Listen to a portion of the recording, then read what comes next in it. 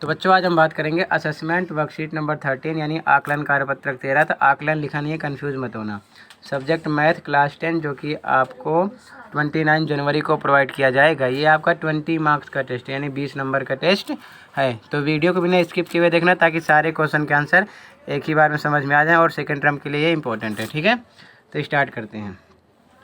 जरीना ने पार्टी के लिए एक व्यंजन बनाया। स्थिति आधारित प्रश्न है पहले, ठीक है ना। व्यंजन का मतलब जरीना ने कुछ खाने पीने का सामान बनाया। उसने पार्टी में अपनी कुछ सहेलियों को आमंत्रित किया, मतलब निमंत्रण दिया। उसने व्यंजन को एक 30 सेंटीमीटर व्यास के अर्धगोलाकार कटोरे में रखा। ये कटोरा देख रहे हो ना, इसका व्यास कितना है, 30 दे रखे हैं।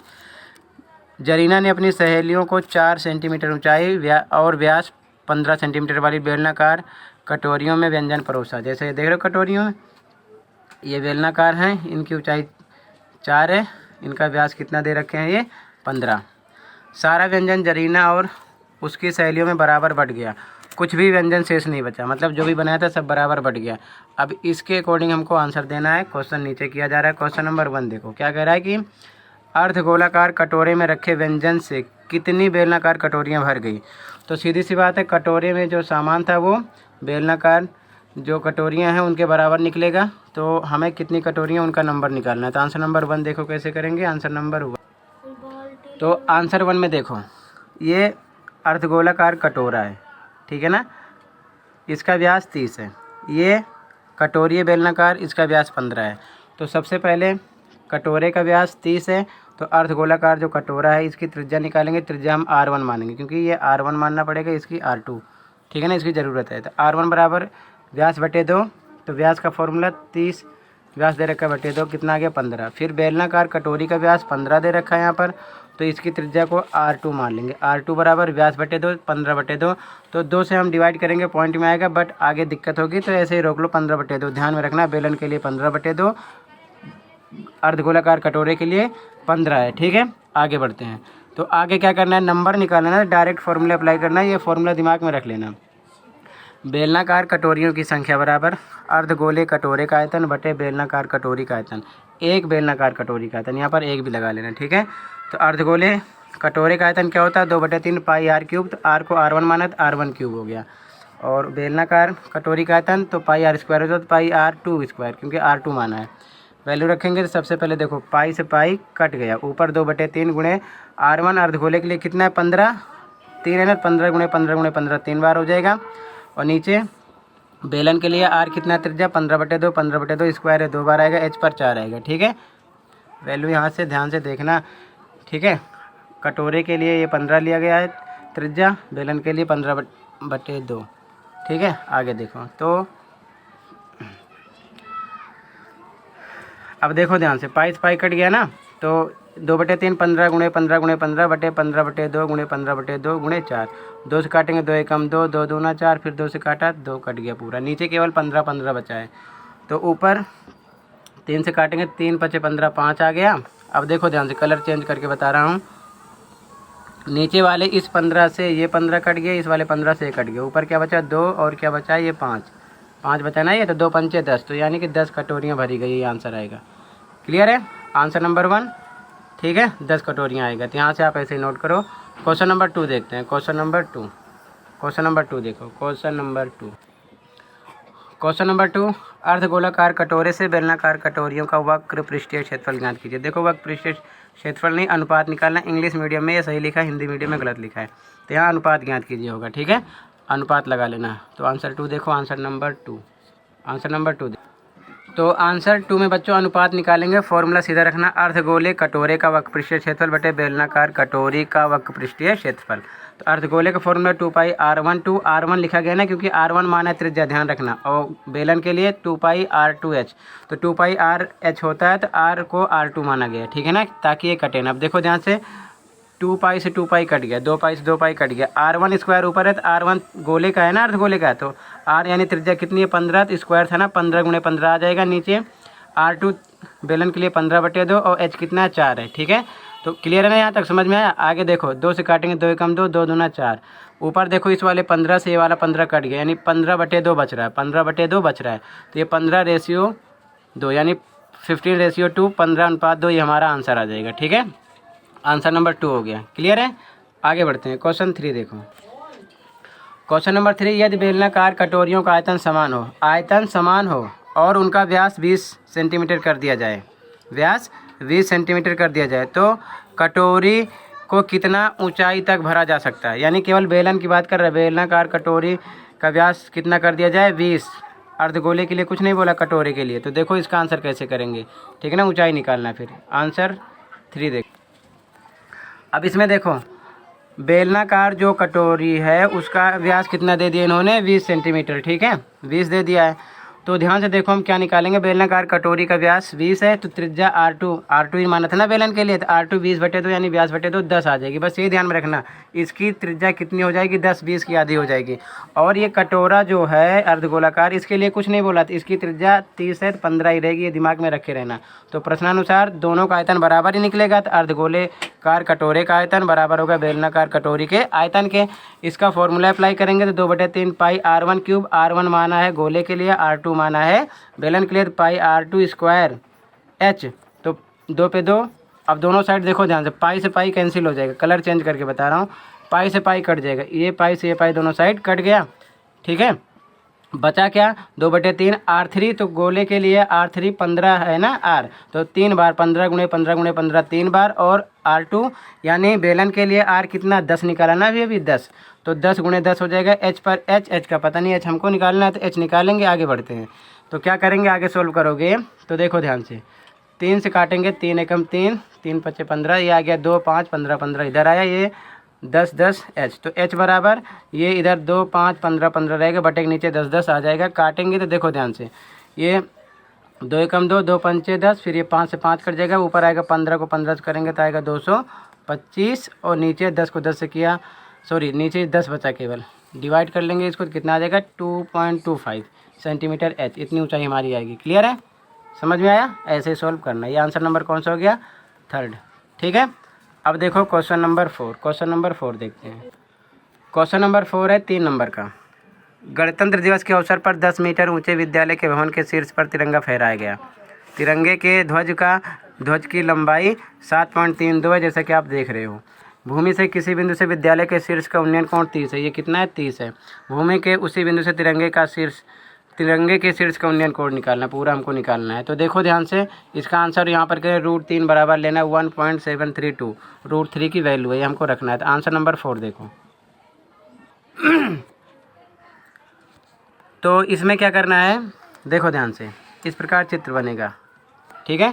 तो सबसे पहले त्रिभुज ABC देखो, ये विद्यालय का शीर्ष है, ये मान लो झंडा है, जैसे बनाया गया ये पूरा वैसे लिख दिया गया है, ठीक है।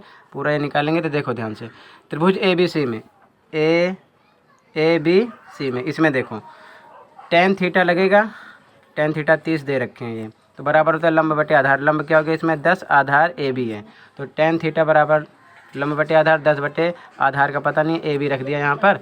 तो tan थीटा tan 30 रखेंगे, यहाँ पर दिया हुआ है, तो tan 30 की वैल्यू होती है 1/√3 और बराबर 10 बटे AB, तिरछा गुणा करेंगे तो AB बराबर 10√3 सेंटीमीटर आ जाएगा, सॉरी मीटर में आएगा, ठीक है ना। अब फिर से देखो, अब त्रिभुज ABD में देखेंगे, देखो ABD बड़े वाले त्रिभुज में देखेंगे तो tan थीटा इसमें भी लगाएंगे, लंब बटे आधार, लंब पूरा ये होगा ठीक है, लंब पूरा ये होगा, आगे आधार सेम रहेगा AB, ठीक है। आगे देखो, तो लंब बटे आधार, अब यहाँ पर आपको ध्यान देना है, tan थीटा ये लंब यहाँ तक 10 है, यहाँ तक 7.32 है, तो पूरे लंब में 10 और 7.32 जोड़ लो, ठीक है। तो यहाँ वहीं पर ऊपर लिखा गया 10 + 7.32, नहीं सोचो ये कहाँ से आया है, ठीक है। और बटे आधार अभी निकाले हो, आधार क्या आपका AB ये निकालो, कितना 10√3, तो नीचे 10√3 रख दिया गया। आगे सॉल्व करेंगे तो ये इस प्रकार ये हो जाएगा। फिर √3 की वैल्यू दे रखे हैं 1.732 रखेंगे, मल्टीप्लाई करेंगे सेम आएगा, कटेगा तो 1 आएगा। अब tan थीटा 1 आया तो 1 किसका है, tan 45 है, तो थीटा बराबर 45 आएगा। क्लियर है, आंसर नंबर ये कौन सा हो गया 4। क्वेश्चन नंबर 5 देखते हैं अब। क्वेश्चन नंबर 5, एक पेट्रोल टैंक मध्य से बेलनाकार है जिसका व्यास 28 सेंटीमीटर, लंबाई 24 है। इसके दोनों छोर पर व्यास 28 सेंटीमीटर व 9 सेंटीमीटर लंबाई के शंकु लगे हैं। पेट्रोल टैंक का आयतन, पूरे का आयतन निकालना है। तो आंसर नंबर 5 देखो। इस प्रकार चित्र बनेगा आंसर नंबर 5 में। बेलनाकार, देखो ये बेलनाकार है, ऊपर शंक्वाकार है। तो देखो ध्यान से, बेलन की ऊंचाई 24 है, तो हम लिखेंगे पहले बेलन का व्यास दे रखे हैं कितना 28, तो 28, तो बेलन का व्यास 28, तो आर व्यास बटे 2, 28 बटे 2 कितना आ गया 14 सेंटीमीटर। फिर बेलन की ऊंचाई इसमें भी होगी, ये शंकु में भी होगी, तो ऊंचाई बेलन की H1 मानेंगे, H1 24 दे रखा है, ठीक है बेलन की, और शंकु की ऊंचाई H2 मानेंगे, ऊंचाई दे रखा है 9, ठीक है। तो पेट्रोल टैंक का कुल आयतन निकालना है, तो पेट्रोल टैंक का कुल आयतन बराबर होगा, इसमें 2 बेलन बन रहे, सॉरी 2 शंकु बन रहे हैं, 2 शंकु बन रहे हैं, ये एक ये और एक बेलन बन रहा है बीच में। तो पेट्रोल टैंक का आयतन बराबर बेलन का आयतन प्लस 2 शंकु का आयतन, ठीक है। तो बेलन का आयतन पाई आर स्क्वायर H1 मानेंगे, और 2 गुणे शंकु का 1/3 पाई आर स्क्वायर H2 मानेंगे, दूसरे की ऊंचाई, ठीक है। तो इसमें देखो पाई आर 2 दोनों में कॉमन है, कॉमन करेंगे तो इधर H1 प्लस 2 एकम 2/3 H2 आ जाएगा। इसकी वैल्यू रख देंगे 2, आर का मान कितना है 28 था ना व्यास, तो 14 आया, तो 14 गुणे 14 हो जाएगा। और फिर H1 किसके लिए, बेलन के लिए 24, 2/3, और H2 शंकु के लिए 9 है, ठीक है ना। क्वेश्चन में देखना यहाँ पर सारी चीज़ें दी हुई हैं, ठीक है ना, यहीं से इसकी वैल्यू रखी जा रही है, ठीक है, देख लेना यहाँ पर। तो वैल्यू रखेंगे, फिर आगे सोल्व करेंगे इसको, तो कितना हो जाएगा हमारा, देखो 7 से कटा 7 दूना 14, 22 को 2 से किया 22 गुणे 2 गुणे 14, ये काटेंगे 3 एकम 3, 3 तिया 9, 24 प्लस 2 तिया 6, तो ये टोटल 22 गुना 44 14, ये जुड़ेगा 24 से 30, आपस में गुणा करेंगे तो 18 480 सेंटीमीटर क्यूब आ जाएगा आयतन, ठीक है ना, आयतन क्यूब में आता है, ठीक है। आंसर नंबर कौन सा हो गया, ये आंसर नंबर आपका ये 5 है। क्वेश्चन नंबर 6 देखो, क्वेश्चन नंबर 6 है 4 नंबर का, कह रहा है एक गली में आमने सामने ए और बी घर हैं। ए की खिड़की से भूमि की 60 मीटर ऊंचाई पर घर ए की खिड़की बी के शीर्ष से उन्नयन कोण 60 है, बी के आधार का उन्नमन कोण 45 है, घर बी की ऊंचाई ज्ञात कीजिए। आंसर 6 देखो 4 नंबर का है। आंसर नंबर 6 है, चित्र इस प्रकार बनेगा, ठीक है। ये मान लो घर ए है, ये घर बी है, ठीक है। तो ये खिड़की है, खिड़की से ये जो कोण बन रहा है 60 का है, तो ये जो है देखो ध्यान से ए बी, सबसे पहले ध्यान से देखो चित्र इस प्रकार बनेगा, जब ये 45 दे रखा है तो ये भी कितना हो जाएगा 45, चाहे एकांतर कोण मान लो चाहे जो भी मान लो, ठीक है। और इसकी ऊंचाई क्या दे रखा है 60 मीटर, ठीक है। तो आगे देखो सबसे पहले त्रिभुज पहले देखो angle B C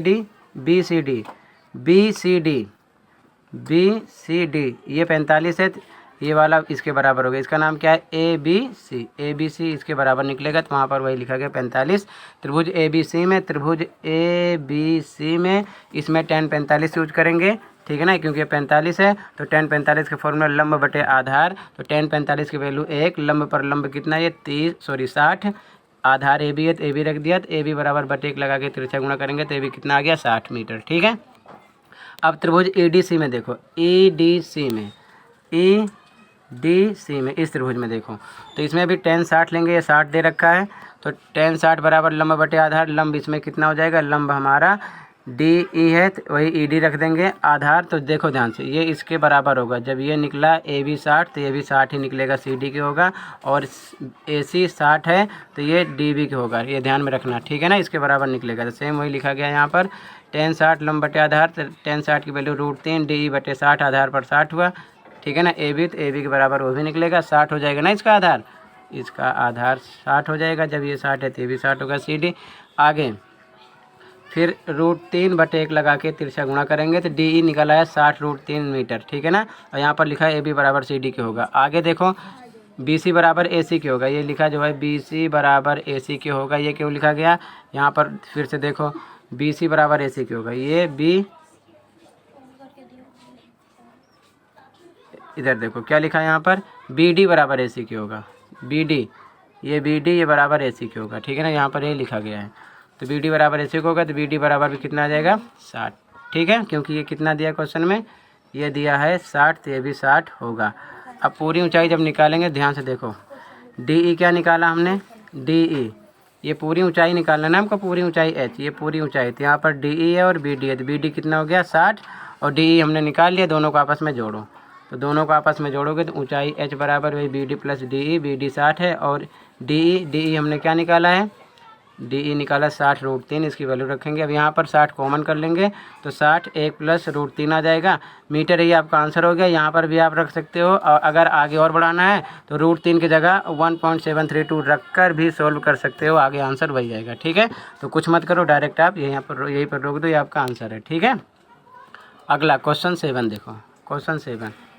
question number 7, इसकी स्क्रीनशॉट ले लो। ठीक है, क्वेश्चन नंबर 7 देखो। क्वेश्चन नंबर 7 और लास्ट है। 3 घन जिसमें प्रत्येक का आयतन 64 घन सेंटीमीटर क्यूब है, आकृति अनुसार जोड़ा गया है। आकृति का कुल पृष्ठीय क्षेत्रफल, इसका कुल पृष्ठीय क्षेत्रफल निकालना है। तो आंसर देखते हैं। तो देखो, सबसे पहले दिया है घन का आयतन 64, तो घन का आयतन का फॉर्मूला a क्यूब होता है। a क्यूब बराबर 64, तो a बराबर क्यूब हटेगा, रूट लगेगा, क्यूब रूट। 64 किसका है? 4 × 4 × 4, 4 चौक 16, 16 चौके 64। तो क्यूब रूट में से 3 में से जोड़ा बनेगा, 1 निकलेगा। a कितना आ जाएगा? 4 सेंटीमीटर। ठीक है, अब देखो ध्यान से, सबसे पहले देखो कितने पृष्ठ दिख रहे हैं। ध्यान से देखना कितने पृष्ठ दिख रहे हैं, बस ये समझ जाओगे, समझ में आ जाएगा। देखो 1 2 3, ये 4, ये 5, ये 6, ये 7 है ना। फिर से देख लो, कलर चेंज करके बता रहा हूँ, बस यही समझना है। 1 2 3 4 5 6 7। अब इसके दूसरी साइड ले लो, तो ये 7 को 2 से कर दो गुणा, कितना आ जाएगा? 14। ठीक है ना, एक साइड, दोनों साइड के हो जाएंगे। ठीक है ना, 14 आ गया, समझ में आया। तो आकृति का कुल पृष्ठीय क्षेत्रफल बराबर लगा देना फॉर्मूला, 14 पृष्ठों का क्षेत्रफल, यहाँ पर गुणे का निशान लगाओ, 14 गुणे पृष्ठों का क्षेत्रफल। तो 14 पृष्ठों का क्षेत्रफल A2 हो जाएगा, A²। तो A कितना निकाला है? 4, तो 4 का स्क्वायर 4 × 4, तो आपस में गुणा करेंगे 224 सेंटीमीटर स्क्वायर, आंसर आ जाएगा। ठीक है, क्लियर है। आंसर नंबर कौन सा हो गया? ये 7। इसी के साथ आपकी वर्कशीट कंप्लीट हुई। आई होप आपको अच्छे समझ में आया होगा। ठीक है, तो फिर से एक बार देख लो। Answer 1, answer 2, answer 3, answer 4, answer 5, answer 6, answer 7। ठीक है, मिलते हैं नेक्स्ट वीडियो में। Thank you for watching this video and take care.